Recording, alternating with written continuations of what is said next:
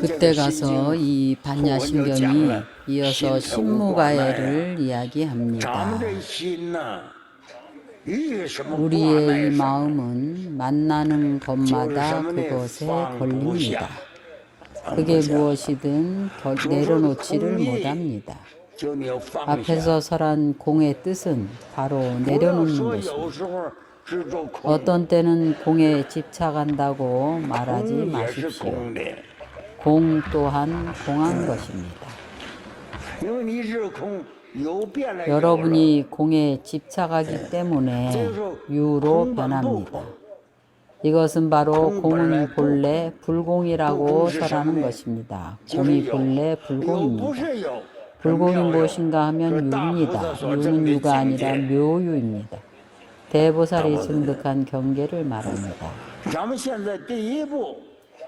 우리가 첫 번째 단계로 관상을 해야 합니다.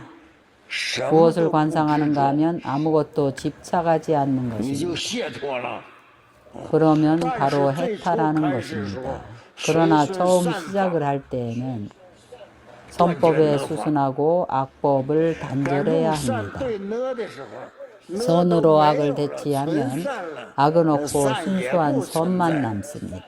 선 또한 존재하지 않습니다. 선 또한 걸림이 있는 겁니다. 마음이 공한 경계에 도달하면 한 법도 세움이 없습니다. 하나의 법도 세우지 않는다는 뜻은 바로 아무것도 집착하지 않는다는 것입니다.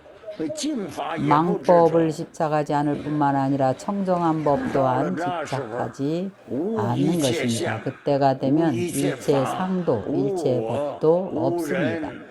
무아, 무인, 무자, 무타. 바로 우리가 금강경에서 방금 설한 것과 같습니다. 아상이 없고 인상이 없습니다. 중생상이 없고 수자상이 없습니다. 그러나 지혜도 없고 얻을 바도 없다는 뜻은 그 내포하고 있는 뜻이 아주 광대합니다.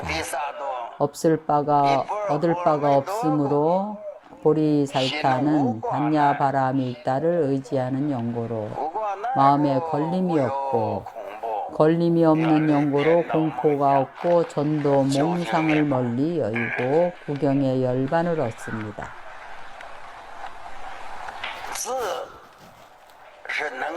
지는 능관이고 능관의 지혜입니다.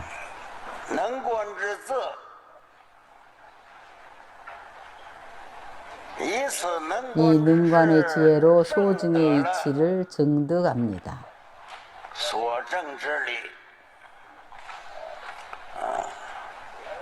능관의 지혜는 집착이 없는 것입니다.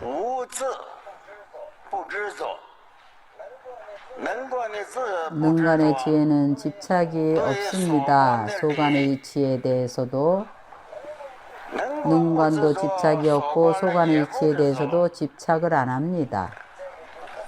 이것이 집착을 안 한다는 뜻입니다. 바로 수행을 하는 우리들은 소승, 중승, 대승을 막론하고 삼승을 수행하는 사람들은 무엇으로 수행을 삼는가 하면 바로 지혜입니다. 능관의 지혜, 반야의 지혜입니다. 일체법이 다 공함을 비추는 것입니다.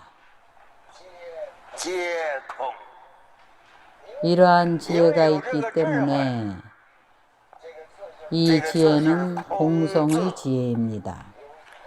공성의 지혜로부터 얻어진 이치, 모든 법의 체성을 얻는 것입니다. 모든 법의 체성은 본래 없습니다. 법성이 공으로 돌아갑니다. 그래서 우리가 보는 일체법은 유이고 공을 보지 못합니다. 이 유는 진정한 유가 아닙니다. 거짓입니다. 공화입니다. 눈병이 나면 무엇이든지 두세 개로 보입니다. 사실은 아닙니다. 한 개도 없습니다. 눈이 허공꽃을 보는 이유가 이것을 말하는 겁니다. 이 무지영무들 지혜도 얻을 것도 없다 해서 도업을 성취하고 깨달음의 지혜를 성취하고 보살도를 성취합니다. 이 구절을 해석하면 무소득으로서 보살이 얻을 수 있는 법이 없습니다. 보살이 보살도를 행할 때에 하나의 법도 얻을 수 있는 법이 없습니다.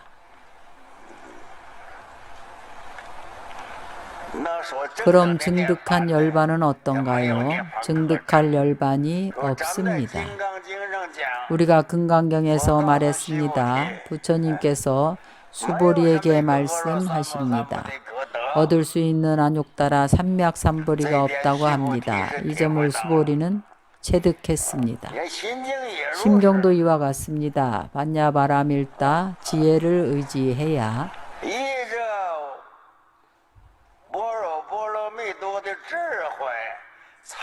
비로소 몸과 마음이 걸림이 없게 될 수 있습니다. 걸림이 없다는 것은 아무 집착이 없다는 것입니다.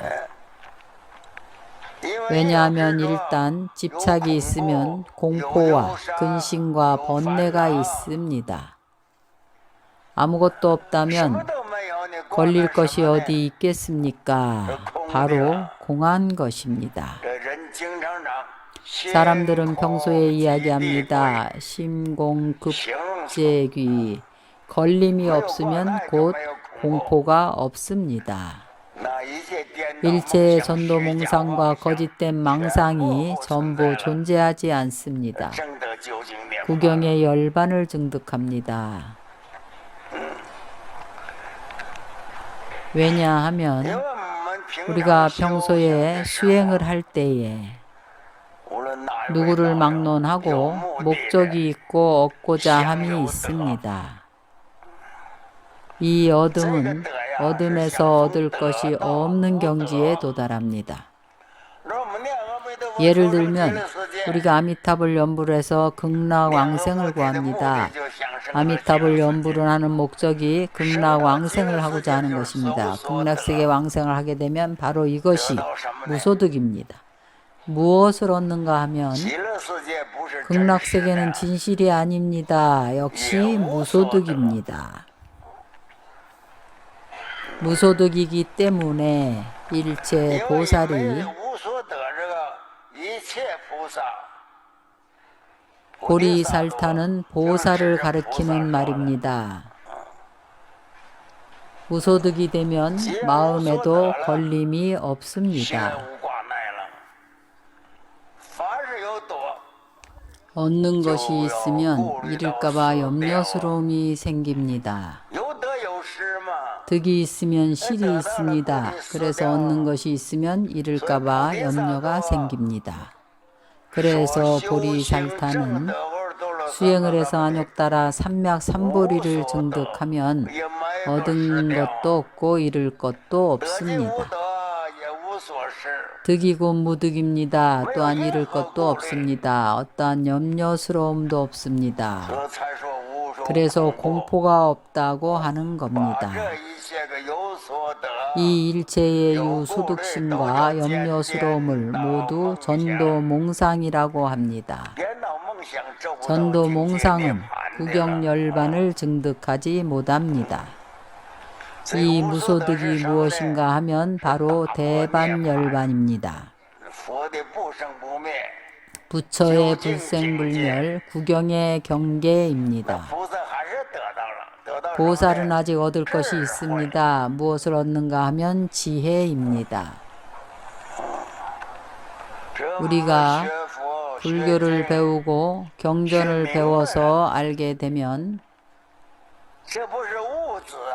이것은 물질이 아닙니다. 무엇을 얻는가 하면 분명히 알게 될 때에 무엇을 얻는가 하면 바로 아무것도 얻은 것이 없다는 뜻입니다. 보살이 얻은 바가 없지만 진정으로 얻은 것입니다. 무엇을 얻었는가 하면 지혜입니다. 지혜는 공한 것입니다. 형상이 있는 것이 아닌 공성의 지혜입니다. 그래서 아무것도 얻은 것이 없다는 것입니다. 구경에 성취한 것입니다. 일체 제법의 성품이 그 체가 본래 공하다는 것입니다. 일체 제법의 상은 성품을 의지해서 일어나는 연기입니다. 이미 증득해서 모두 공함을 알았습니다. 방편이 있는 공은 바로 대보살입니다. 방편이 없는 공은 바로 이승의 선정으로 떨어지는 것입니다. 이승의 선정은 얻는 것이 있습니다. 그들은 집착이 있습니다. 증득할 열반이 있고 끊어야 할 번뇌가 있습니다. 선교 방편이 없고 방편인 공성의 지혜가 없으면 바로 이승의 선정으로 떨어지는 것입니다. 방편인 공성의 지혜가 있으면 무소득입니다. 능타가 없고 소타도 또한 없습니다. 그래야만 위없는 깨달음에 도달할 수가 있습니다. 공에는 두 가지 뜻을 포함하고 있습니다.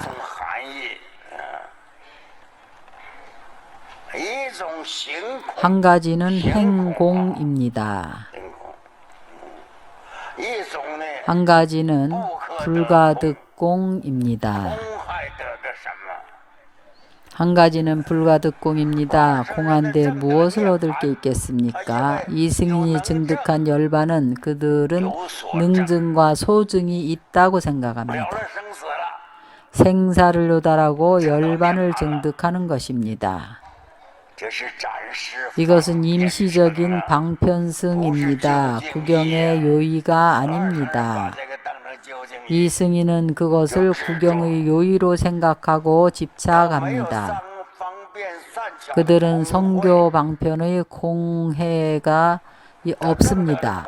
그들은 공해를 증득하더라도 그 공해가 성교 방편을 일으키지 못합니다. 중생을 이익하게 하지 못하고 이승의 지위에 떨어집니다. 그 대보살이 성교 방편을 행할 때에 그는 타락하지 않습니다. 성교 방편이기 때문입니다. 왜냐하면 그는 지혜가 있습니다. 성교 방편의 지혜입니다.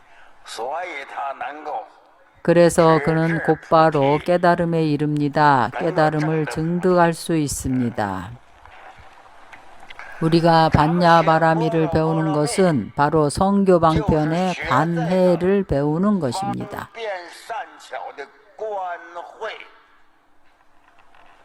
성교 방편에 관이 있어야 하고 이 관에서 생겨난 지혜입니다.